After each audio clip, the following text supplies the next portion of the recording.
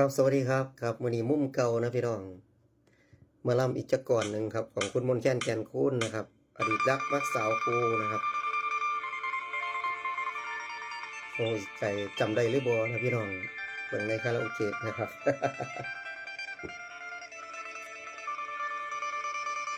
ฟังเสียงสายลมตอนจากยิ้มของแถวโทงปงมัดก้าไว้แล้วเที่ยงนาหน่วยคอยวักเศร้ายับขึ้นมากินข้าวเศร้าเมียงเบิ่งจักหน่อยนั่งคิดไปลอยถึงอดีตผู้ขาสิเป็นบ้าย้อนมาคูเฮาคือควายวักตูตาตำหลอกทั้งดำงานประจำคือไทยนะคนพ้นเก่าเห็นใจพวินนังนองก็สิว่าสมปองเด้อตัวน้องกับพี่แม่พิมพ์คนดีพี่เจ้าหน้าตำต้อยบ่ได้แม่นความเฮียงโอ้โอ้ยโอ้ยสาวผิดพลาดขอไปเด้อครับจังหวะเฮา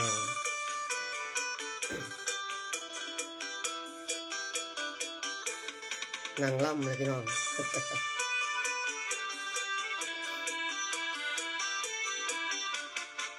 เธออยู่บ้านหลังโตอันโออาฉันเจ้านาบ้านเรือนเหมือนหลังหนูเธอร่ำเรียนภาคเรียนได้เป็นครูช่างอดหูเศร้ามองเสียจริงเราเธอไปเรียนฉันไปหน้ามันน่าเศร้าทางเดินเรารับวันห่างต่างศักดิ์ศรีอนาคตของน้องต้องผู้ดีส่วนตัวพี่มองมนต้นทำนาเหลือใจละอายใจละอายเห็นน้องจบคู่มาน้ำตาอายและยาวคิดเป็นเขาแต่ที่ต้องเล่นร่วมกันตัวอายนั้นเรียนอยู่ป.3ส่วนว่าผู้คนงามอยู่ป.2เด็กน้องสองเฮาเว้าน้ำกันคักแน่บ่ลืมกันจักแต่คำมันลังความปีน้ำท่วมน้องยังที่หลังใจบัดได้ไหวปริญญาสร้างลืมนางนอนนั่งมองแม่พิมพ์คนใหม่น้ำตาพี่ไหลอาบลงไม่นาไม่อยากโทษบุญวาสนาเรามันอีกแต่ต้องอยากหงทองขอมองให้เต็มตาหน่อยถึงแม้นบุญน้อยก็ยังคอยเลี้ยงแปลได้เวลาต้องไปปั้นกันแท้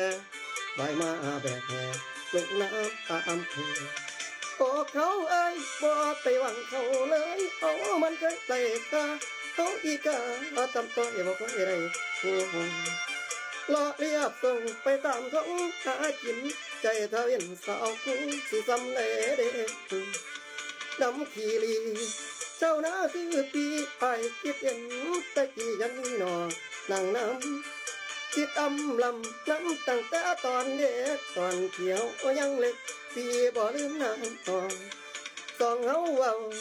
น้ำกันอ้อมปิ้งกระป๋อมคนยาอยู่เทิงแต่เลาะเทียงนกอีเอียงเทียงกูจูจีหักกันมาหลายปีพี่บ่ลืมกันเพื่อนลงเฮือนเพื่อนเดียวตีมาคักหลายปีผู้สวยเก๋จังเลยหนุ่มชาวนาใดแต่มองเฉยคิดอยากพบเกิดบอกกล้าเอ่ยวาจาชาวนาอย่างเราเฝ้าแอบฝนรับคือเสร็จแต่ไม่ได้แค่เพียงกายหัวใจคงได้แต่มันมาเป็นผู้เดินใจไปสอนนักเรียนเวียนหลายมืออยากไปเรียนหนังสือน้ำนองคือเจ้าเนี้ยหักบ่กล้าเบาเท่านั้นตำตะรุใจว่าหุ่นแก้มจุนปุ่นมองหาวาสนาชาวนาสิทำ ขอรอเพียงนี้ผิดพลาดขอไปเด้อครับก่อนเก่าๆของคุณมนต์แคนแก่นคุณนะครับ